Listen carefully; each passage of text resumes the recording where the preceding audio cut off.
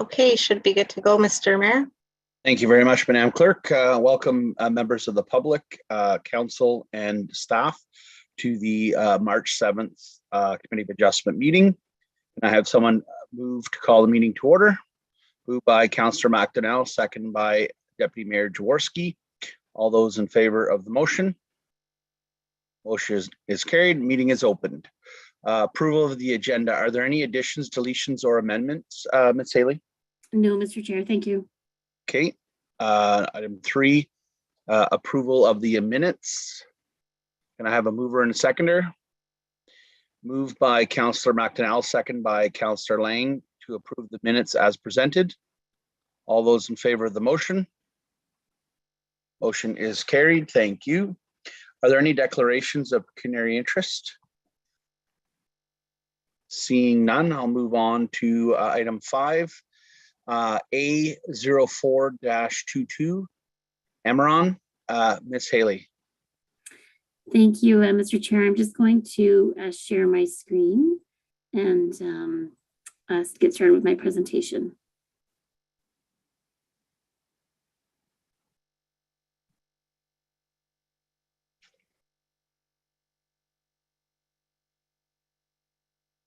You should be able to share now, Ms. Haley. Thank you.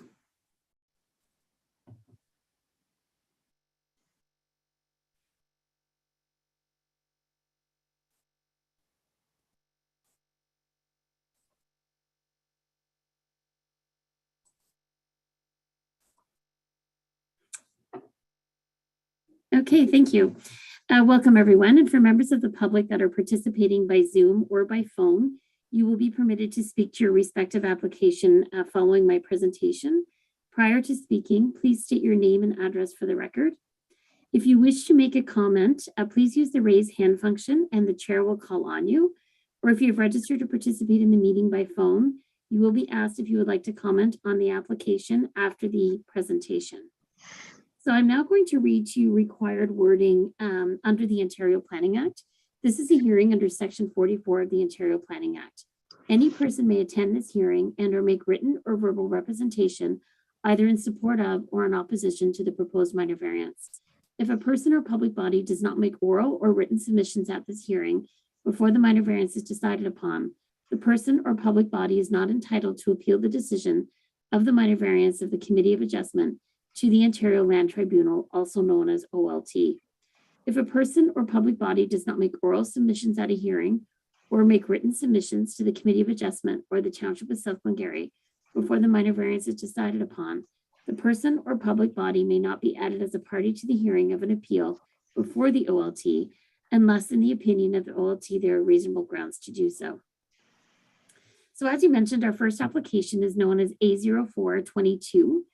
And this property is located at Lot 13, Registered Plan 155, in the geographic township of Lancaster, now in the township of South Glengarry, County of Glengarry, located at 6326 Murray Court in the Craig Key subdivision.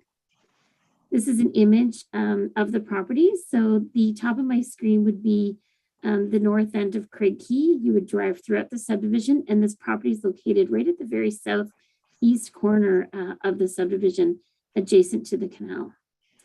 So the property is currently developed, containing a single detached dwelling with an attached rear deck, and it's approximately 0.17 acres in area.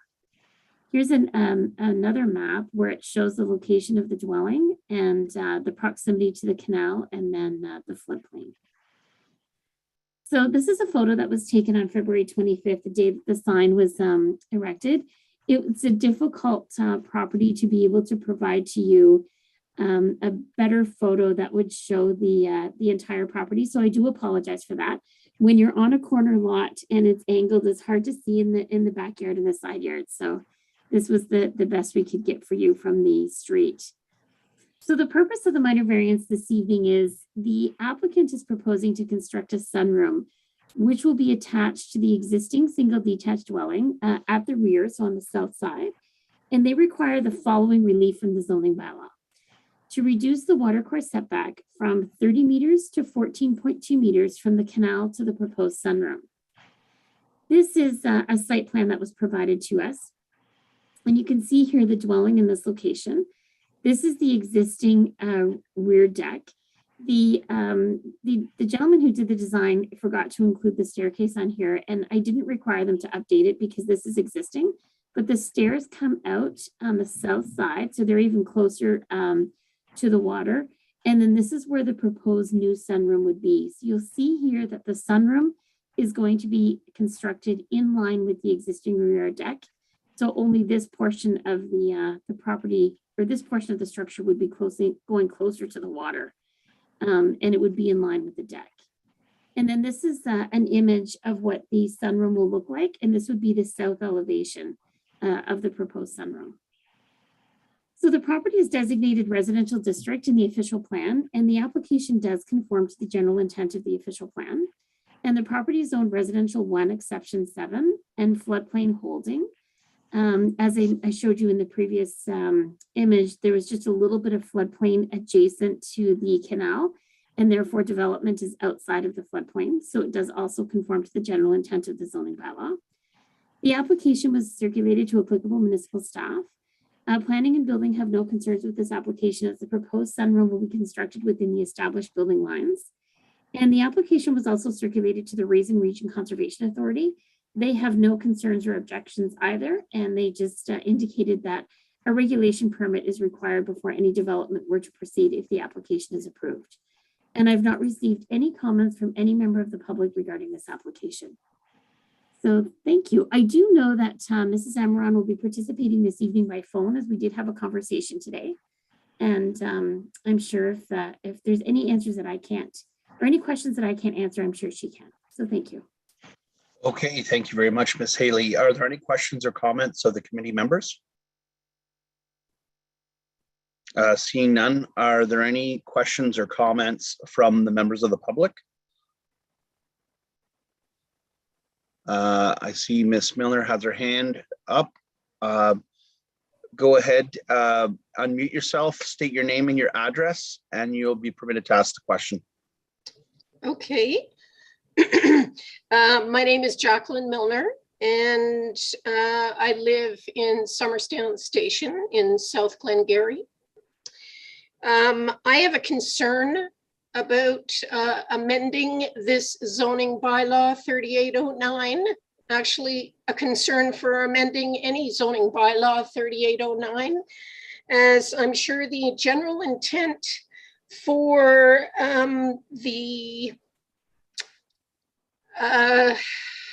what's the word I'm looking for?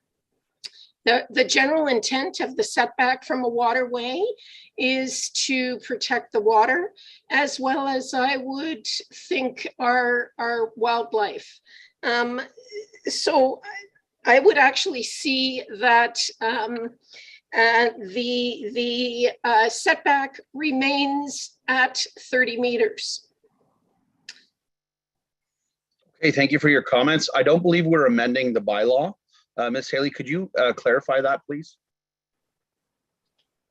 Sure, Mr. Chair. So tonight what we're doing is hearing an application for a minor variance to reduce the required setback from 30 meters to 15 meters. It does not require an amendment to the bylaw because we're allowed to request for variances from the bylaw. So thank you. Okay. Go ahead, I'll allow you to have a subsequent, Ms. Milner. Okay, so perhaps you're not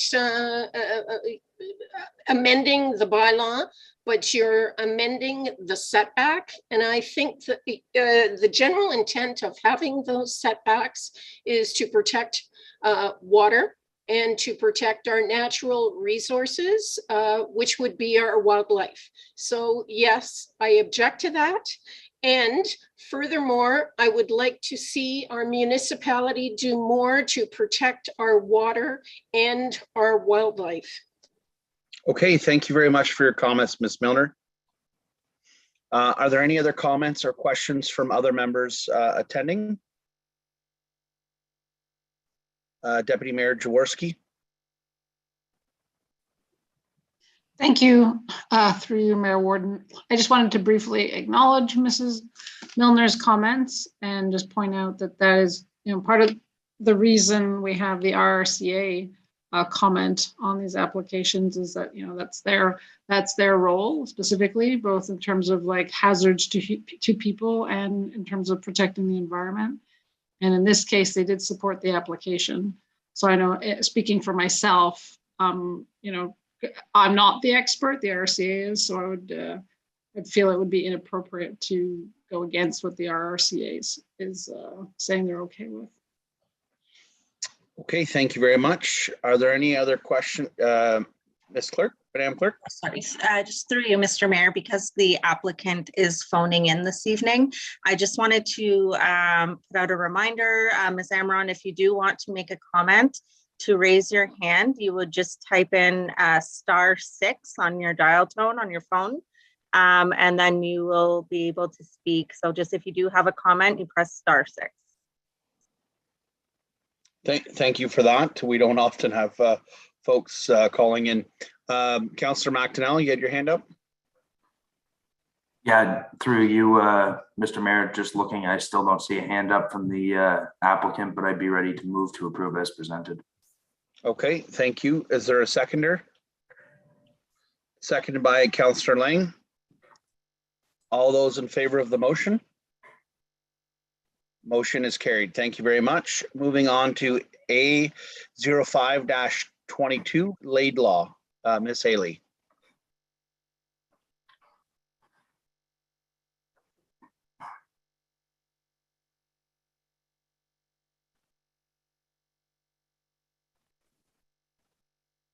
I'll just get to my right location here. Can you see my screen okay? Yes. Thank you. So A0522 is for a property that's located at part of Lot 1, Concession 1 Front in the geographic township of Charlottenburg, now in South Glengarry, and it's located at 20236 County Road 2. This is the location of the subject property, just to help to orient everyone. To the right of my screen, or where my mouse is, would be the mouth of the Raisin River. And so Lancaster would just be a little further east from here. So the parcel of property that we're dealing with this evening is currently developed, which contains a single detached dwelling, an in-ground pool, and a tempo shelter. It's approximately 2 acres in area. It was slightly over 2 acres based on our mapping. And here's a zoomed in image of the property. So you can see here where the existing dwelling is, the in-ground pool, and then you'll see this area of sunshade in this location, which I have a picture of to show you in a minute. So I do have some photos. These photos were taken today. The day the sign was put up, the weather wasn't so nice. So we went back out today to take photos. So this would be the entrance of the subject property. And the next one is a picture of the dwelling. So this would be looking kind of southeast, so you can see the side of the dwelling. And this is where the proposed development is going to be located, approximately in this area. So I'll provide more details to that effect. So the applicant is proposing to construct a sunroom and a garage, which will be attached to the existing single detached dwelling, as well as an open shade structure. Therefore, the following relief from the bylaws requested. The first request is to reduce the watercourse setback from 30 meters to 15.65 meters from the canal to the proposed attached garage and sunroom. That's the closest point to where the development would proceed. And then to reduce the watercourse setback from 30 meters to 12.86 meters from the St. Lawrence River to the proposed permanent open shade structure. And now I have a part of a site plan to show you, to walk you through what's proposed. So this is where the existing dwelling is in this location. To the left of my screen, this is where the proposed sunroom would be located, attached to the house. And then this is where the proposed garage would be located. So you'll see here that the edge of the garage is the closest part to the canal, which is greater than 15 meters. And then right here, there's 2 existing sunshades that are temporary sunshades. And the applicant is proposing to request to create more of a permanent sunshade structure, so they don't have to remove them in the summertime. And you'll see that this is where the 12.86 meter setback is required. And this is what they currently have for the sunshade. So if they were to seek or gain approval from the committee this evening, it would look very similar to this. but it would be a permanent structure that you wouldn't have to remove every spring or every fall, I should say, for the winter months. So this property is designated rural district, and it does conform to the general intent of the official plan. And the property is zoned residential 1 and floodplain holding. The application conforms to the general intent of the zoning bylaw, and the development is proposed outside of the floodplain. So the application was circulated to applicable municipal staff. You often hear municipal staff saying they can't support anything beyond 15 meters unless there's an established building line. So the previous application, we already had a structure that was closer than 15 meters, so it was following that. In this particular case, where the sunshade is proposed, it is closer than 15 meters, but because it's an open structure, we do have examples of where we've been able to support that in the past. The RCA is also supportive of these types of structures typically. The application was also circulated to the United Counties of SDNG and the RCA, being the Raisin Region Conservation Authority, sorry. And the United Counties did say that if any work was to be completed within the county right of way in terms of the driveway, because on the site plan there is a note that the driveway would be relocated, that they would require a permit from the United Counties. But we were able to confirm with the developer that that is not the case. The entrance will stay in the same location. They'll just be realigning the driveway on the subject property if development is going to proceed.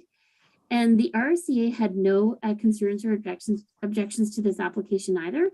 And they just requested that a permit be required or be obtained from their office before any development proceeds. And I've not received any comments from the public on this application either. And that is it. Thank you. Okay, thank you very much for your presentation, Ms. Haley. Are there any questions or comments from the committee members? Councillor Lang. Thank you, Mr. Chair, and through you.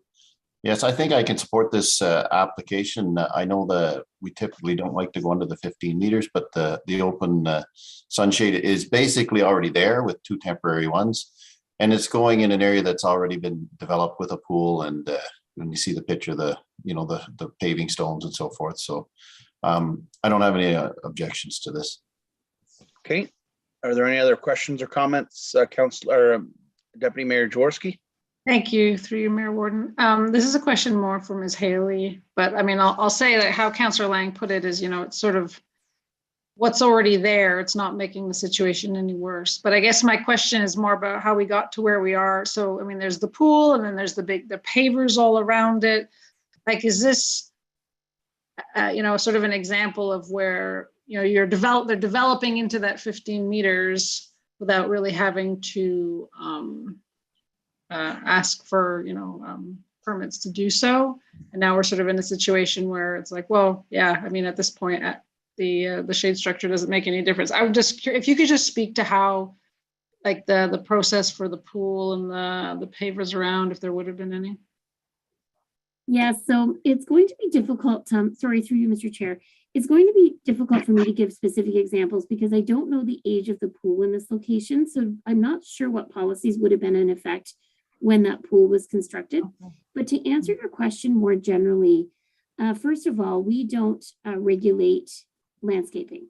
So anybody could proceed with landscaping their yard on the waterfront side in terms of, it could be bringing in patio stones, paver stones, maybe even some granular decorative stones, things like that.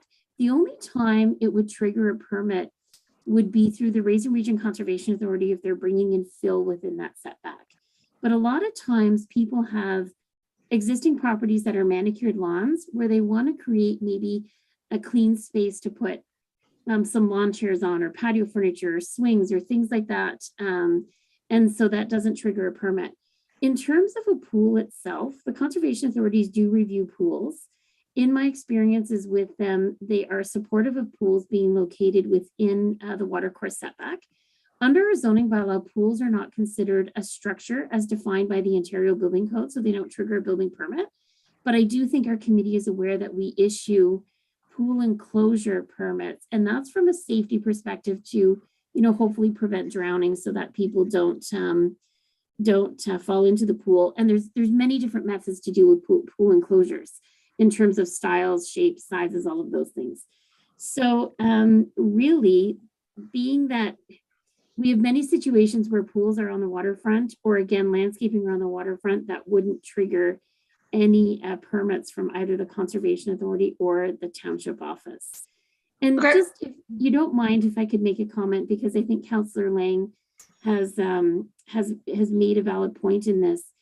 A lot of times when we already have manicured lawns or areas where there's landscape features, we do have to take kind of a more reasonable approach to say, is what's being proposed in that location going to negatively impact the fish habitat or any flora and fauna in that location? And being that it was already developed, it's been there for many years, as you can see, that's why the township staff can take the position that we can recommend or support that type of development. If that pool enclosure, though, is going to be a full structure completely enclosed, we would not be recommending that portion to be approved at all. So hopefully that answers your question. Thank you for the additional detail. Thank you very much. Are there any, I see there's 2 hands up from the public, so I'm going to allow Mr. Tom Balazzi to speak. Please state your name and your address for the record, sir. Tom Balazzi, 20236 County Road 2. Can you hear me? Yeah, we can. Yep. Oh, okay. So did you have any comments that you wanted to add, sir? Two comments. One about the pool that was pre-existing for many years prior to us coming in 2005. Just so for the record, I don't know how many years it was 3, 6, 8 foot trees growing out of it when we moved here. So it gives you an indication of how long the pool may have been here. I have no idea how many years, but it's quite old. The other question is, are there going to be any discussions with regards to the septic? Or is that another meeting? I can answer that, Mr. Chair, if you would like. Yes, so please. Thank you, Mr. Balazzi, and sorry for not bringing up the septic. The reason why the septic isn't discussed this evening is because septic permits are not reviewed by the Committee of Adjustment. They are applied for and reviewed by the municipal employees. So if this minor variance is approved this evening, it would then allow you to proceed with your permit applications. And one of your applications would be your application to relocate your septic system. So I purposely didn't bring it up just because it wasn't necessary, but thank you for bringing that to our attention, because that is a big part of your development plans. Thank you. Okay, thank you. Again, Ms. Miller, you had your hand up. Yes. Is it possible that the municipality, if they so choose, could insist that a buffer zone of natural vegetation be incorporated, or shall we say even mitigated, into a plan when somebody files for a new building permit or a variance to the setback from the water? Okay, thank you for your question. Ms. Haley? Thank you, Mr. Chair. So if we wanted to have buffer areas, I believe the term Ms. Milner used, it would be something that our council could consider putting in the zoning bylaw for all waterfront parcels of property, let's say. Keep in mind, though, the Ontario Planning Act allows for variances or zoning amendments for any zoning bylaw. So anybody could still have the right to apply to reduce that area, remove that area. Also, Ms. Milner and I have had an opportunity to speak about this in the past, and we follow provincial policy statements requirements as well as official plan requirements. And that is not a requirement of the provincial policy statement. There's nothing stopping for municipality from being more restrictive than the provincial policy statement if they want to be. However, because it's not a requirement from the province, therefore it's not a requirement in either our official plan or our zoning bylaw. But I mean, anything is possible. It would be up to council. And of course, we would also work with our conservation authority to obtain their advice on that situation as well. Okay, thank you very much for that. Councillor McDonnell, then Councillor Lang. If Councillor Lang has a question, he can go. I was just going to move to approve as presented. Not a question, but just a comment that at this point in time, this councillor has no interest in pursuing a buffer of natural res vegetation. I mean, these people live on beautiful lots. We all have our lawn, and we like to think that we can kind of enjoy our lawn the way we see fit. And I don't think we are at the point where we want to start mandating which trees and what kind of vegetation people have to plant on their lawn. So I'm not interested in that. Okay, did you want to second that, Councillor Lang? I certainly would. Okay, so moved by Councillor McDonnell and second by Councillor Lang. All those in favor of the motion as presented? Motion is carried. Thank you very much. Ms. Haley, next meeting, March 21st, 6:30? Yes, it is, Mr. Chair. We have one application so far, and it's possible that I'll receive a second one tomorrow. Alrighty, I'm going to move to adjourn at 6:56 p.m. All those in favor? Meeting is closed, and we'll see you on in a couple minutes for our regular council meeting.